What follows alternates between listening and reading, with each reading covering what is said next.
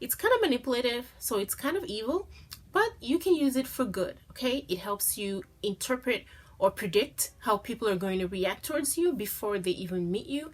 Like, I'm talking about both people that you know and strangers that you're meeting for the first time. That will give you an upper hand, right? Especially if you are, say, trying to get a job, as in a job interview, or you're trying to make a business deal with them, or you just want to make friends with them, or you want them to stay away from you. So I'm going to tell you certain things that you can do to control the person that you're interacting with without them knowing it.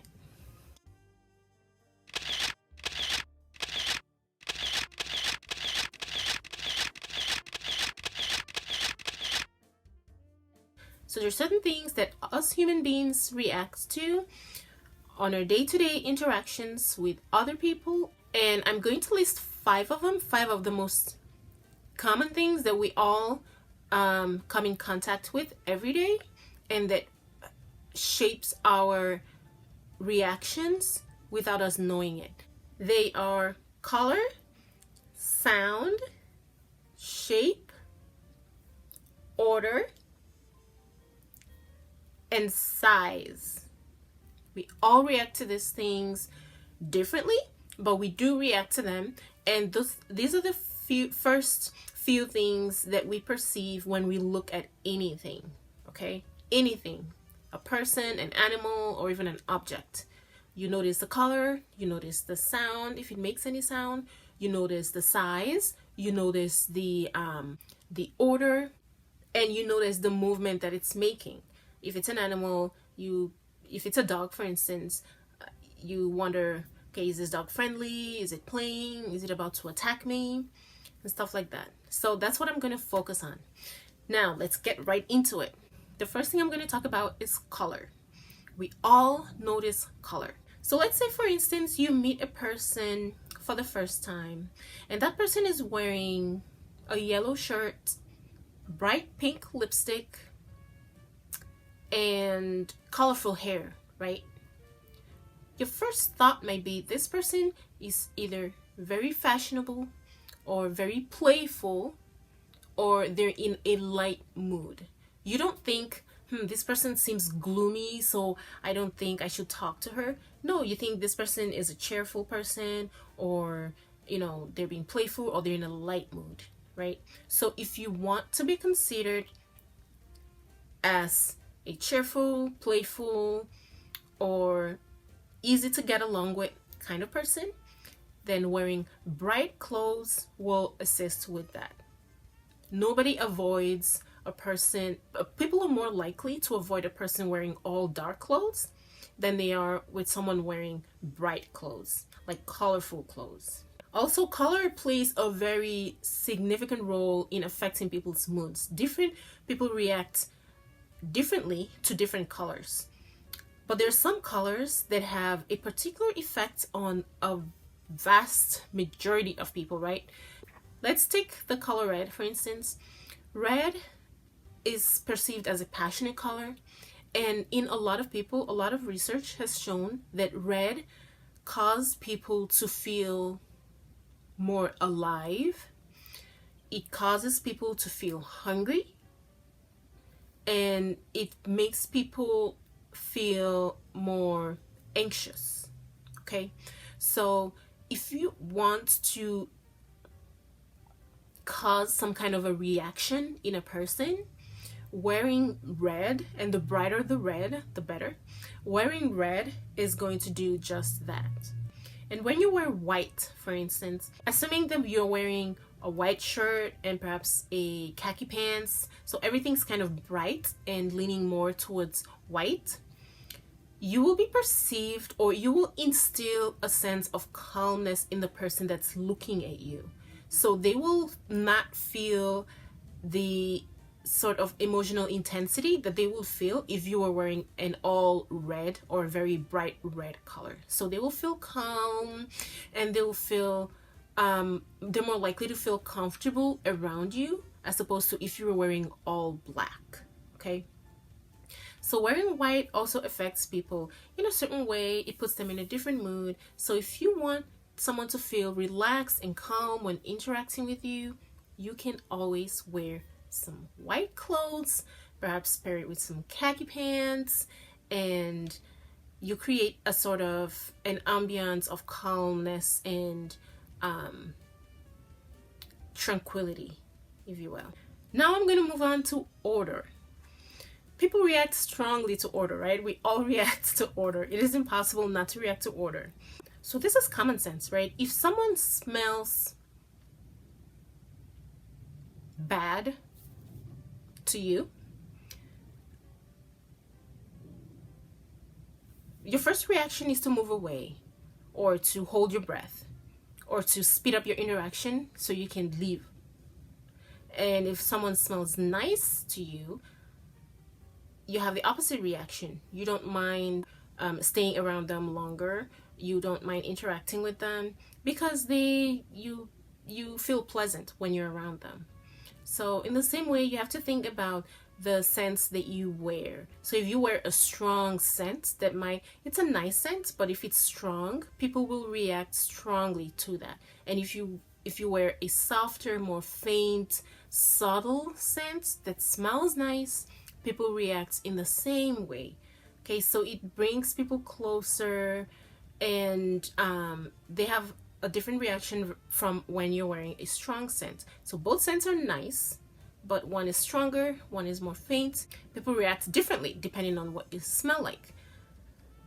Obviously, you don't want to walk around smelling foul. So you do want to smell nice, but what's nice to you might not be nice to someone else. So you kind of want to think about that when you're about to interact with people, or you're about to go to a meeting or a party or something where you'll be interacting with a large group of people. Think about how you will come across to them. What do you smell like? Do you smell strong, and do you smell soft, and is it a soft faint aroma that's going to draw people in, sort of like an embrace, or is it a strong look at me, I am here, I will not be ignored kind of scent?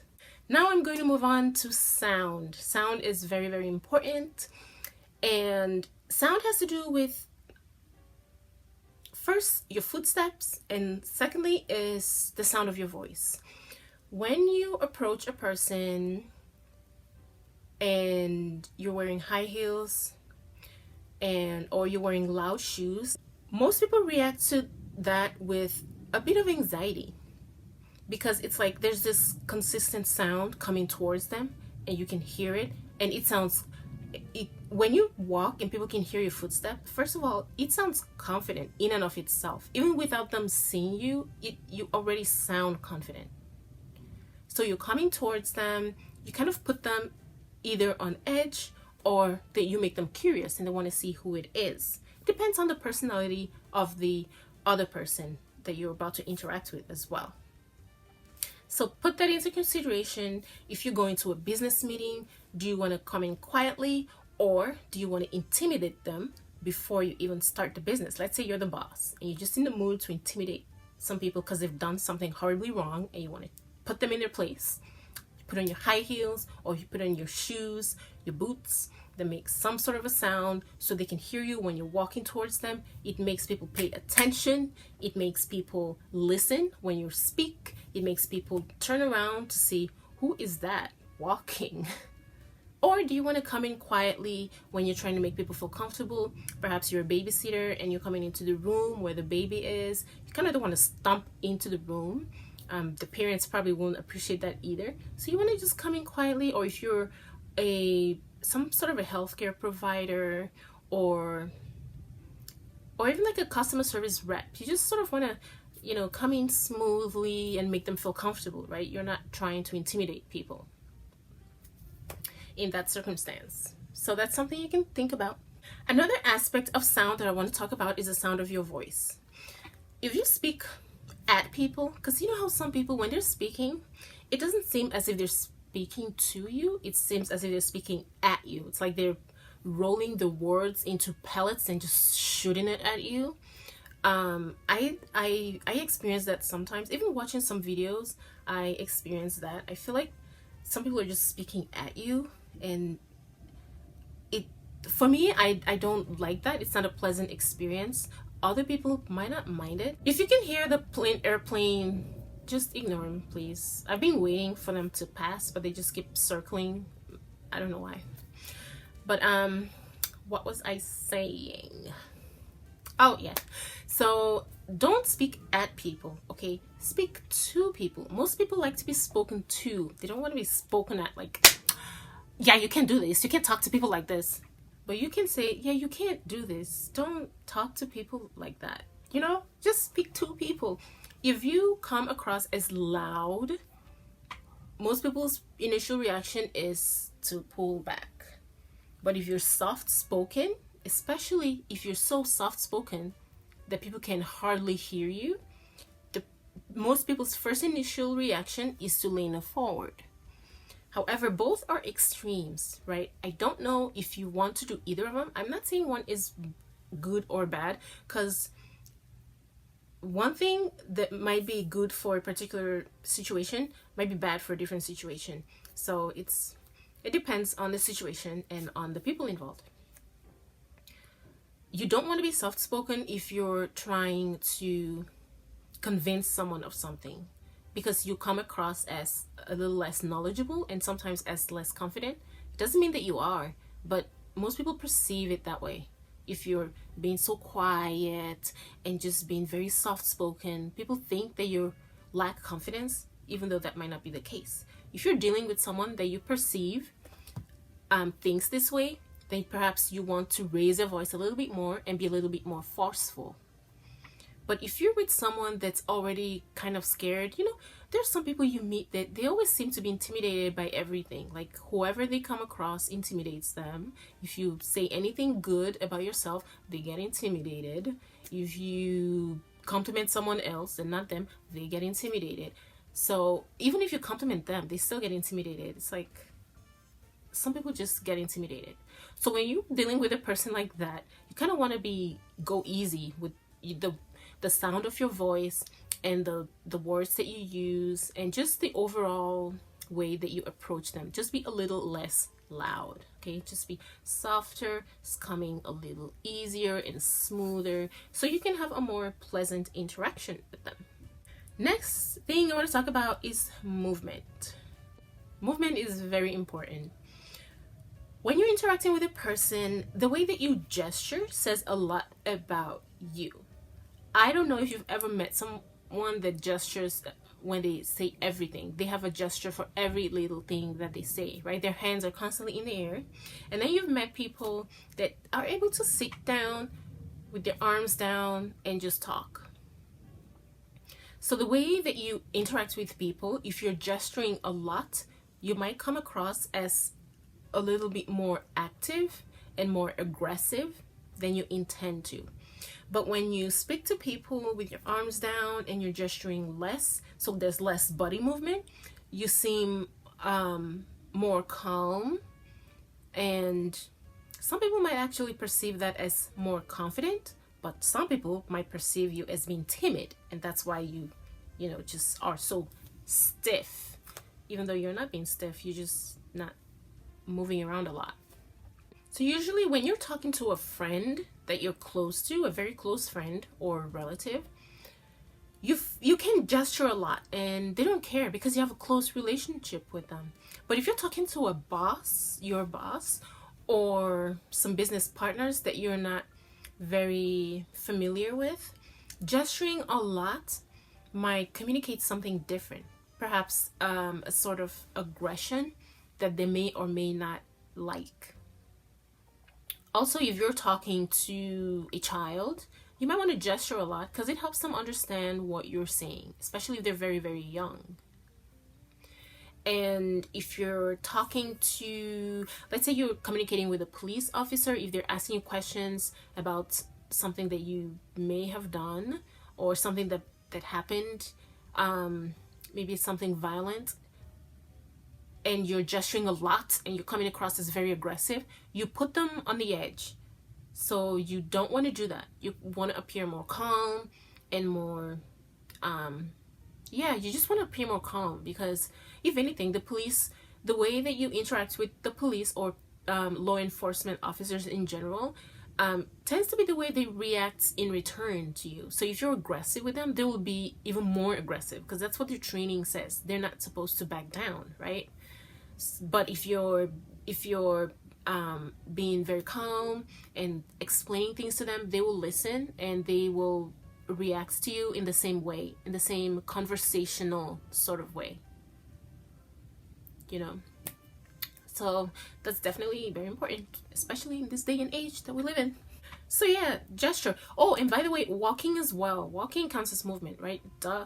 So if you're walking towards someone and you're perhaps they don't know you very well, and you're walking fast and aggressively towards them, you put them on edge as well. And if you need to ask them for help, then perhaps you kind of don't want to like charge in towards them, and just sort of approach them casually or slowly, or, you know, gently, because people are sensitive. Now the final aspect of this that I think is super duper important is size.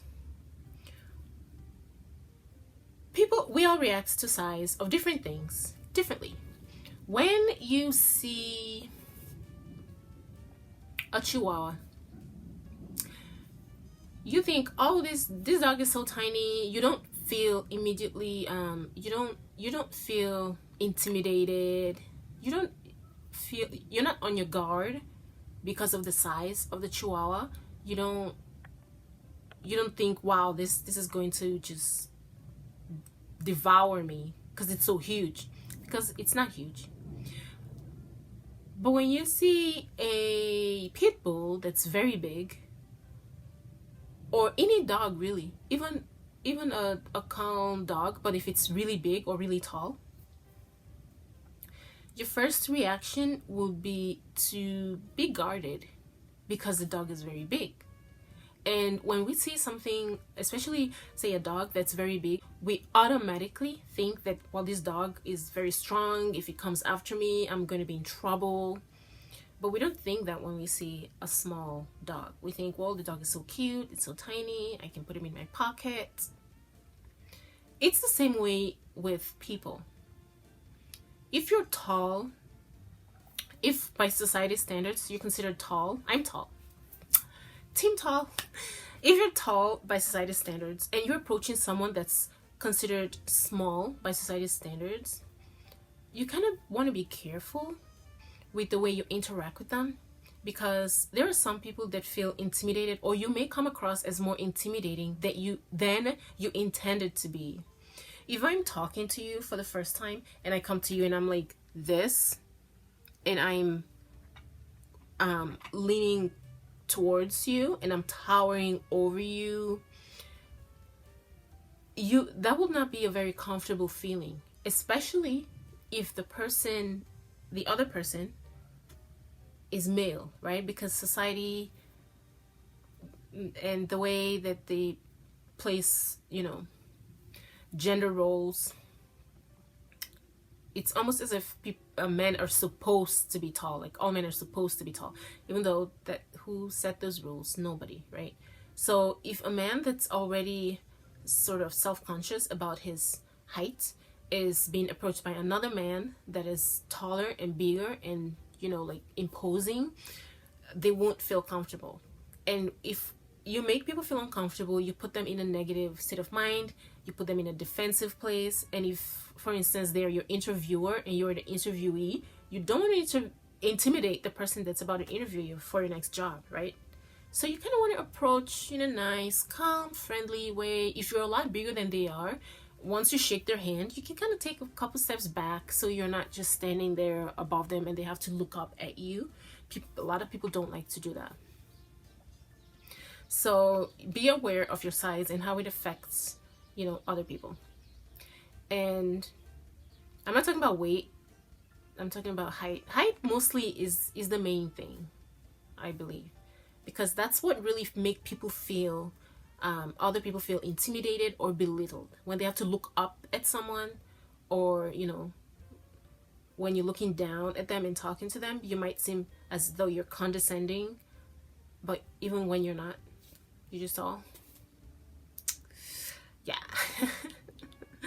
And on the reverse side, when you're a smaller person, it depends on your confidence level. If you're confident to enough, and you're not worried about your size, it's not something that you even think about, sure, you can come up to them, and you can stand close to them, and people are less likely to feel intimidated, especially if you're the shorter one.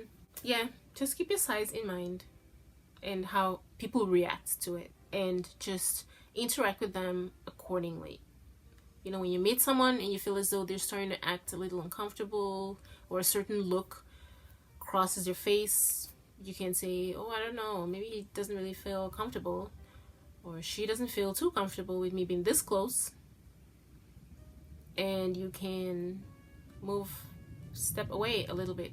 Oh, I've seen this a lot with like customer service places, like when someone is having a dispute in a store, and the customer steps up and tries to explain something, and then the other person steps back, and then it's like it's not a good interaction.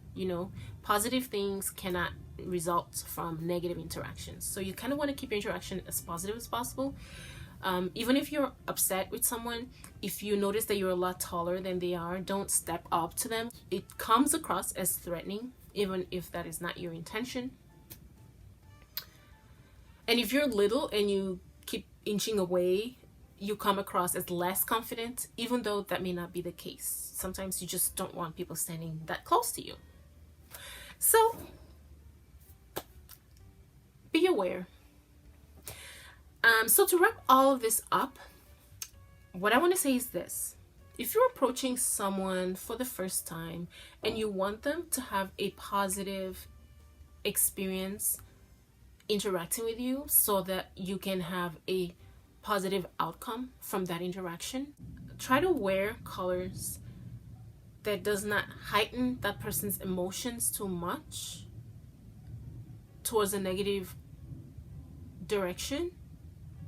So think of some soft colors to wear, and then try to smell nice, not too strong, because people react negatively to extremely strong smells and they want to get away.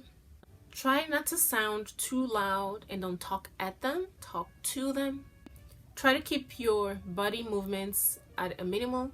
You can make some body movement, but not too much, because you may come across in a negative way, perhaps more aggressively than you intend to, and people pull back from extreme aggression. And be aware of how they react to your size in relation to their size.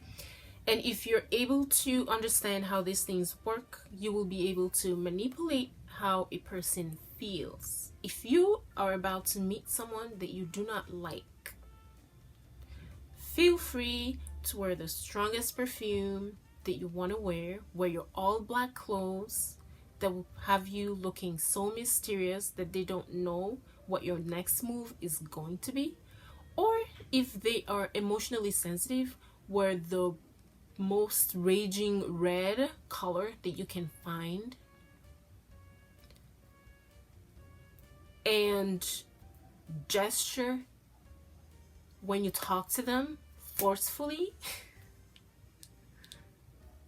and stand as close to them as you can without breaking the law. So yeah, these are just, little things that you can do to affect people's moods and change people's reaction towards you, and have either a positive or a more interesting interaction with other people. That's all for this video. Thank you guys so much for watching. I will see you in my next one. Bye guys.